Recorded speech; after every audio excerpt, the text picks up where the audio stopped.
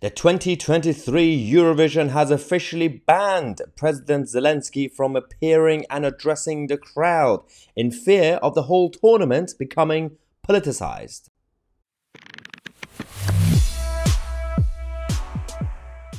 Well, this seems to be the first backlash from the entertainment establishment when it comes to Zelensky being a celebrity. But it's also quite hilarious because Eurovision as a whole is always it's a political tournament, whether you like it or not. It is already politicized, but that's a whole different argument. But Zelensky, who requested to appear and address the crowd, to use the platform to urge all the nations in Europe to continue to support Ukraine, as if they're not already supporting it. I'm not really sure what else I could say. But that aside, they've said no. And even the broadcasters have said, well, it's probably not a really good idea.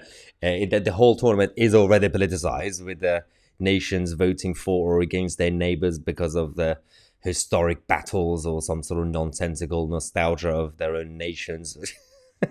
That's why Britain always does quite badly in this tournament. Apart from last year, we actually did quite well. We came second. So, now, having said that, we got this issue with Zelensky and his team. So they requested the Ukrainian leader to make a surprise video appearance during the final, in which he was expected to urge the global audience of 160 million to continue their support for his country. Now, the European Broadcasting Union, EBU, the alliance of more than 100 broadcasters which oversees the contest with the BBC, acting as this year's host, is concerned that an appearance by the president risks politicizing the event. Now, considering he wanted it to be a surprise, now that it's come out that he's completely blocked, well, the surprise is ruined now, even if they make a U-turn. But also, it's not really any special announcement. He's just going on TV and saying, oh, guys, you're watching me. You like me, right? Can you continue to like me?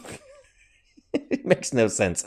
Okay, so the EBU spokesperson said that the Eurovision Song Contest is an international entertainment show and governed by strict rules and principles, which have been established since its creation.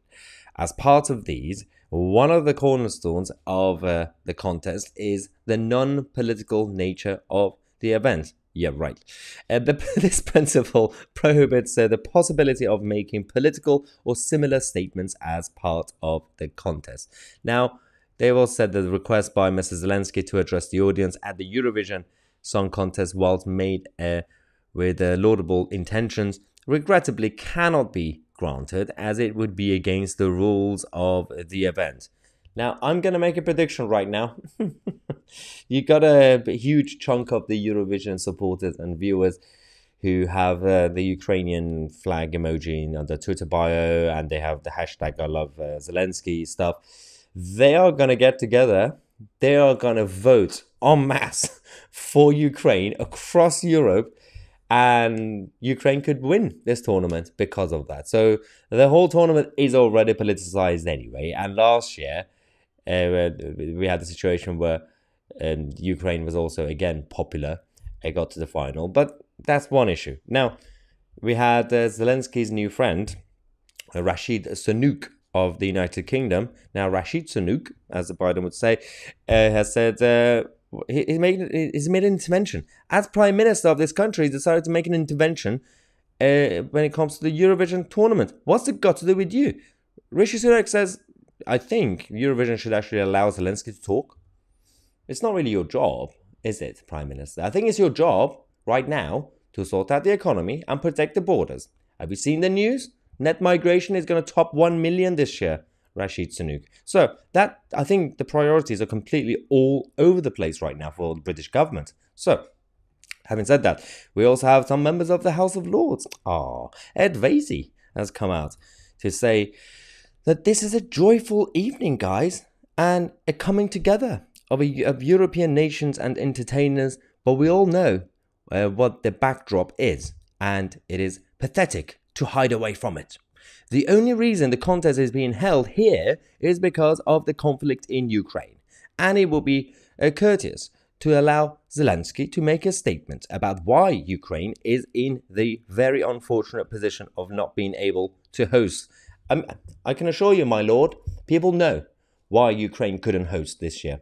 I don't think you need the president of the country to come on TV and say, oh, you've been watching this tournament, guys, over the last few days. We've been talking about this. For the record, this was supposed to be in Ukraine, but it's not. I think every single person watching Eurovision knows why it cannot be held in Ukraine this year. Oh my God, this is what we're dealing with. Absolute chaos. Let me know your thoughts. Do you think that Zelensky should be able to address the crowd? Or do you think we should just let people sing and stop with this nonsense? I'm Mahyar Tousi, and we are the media.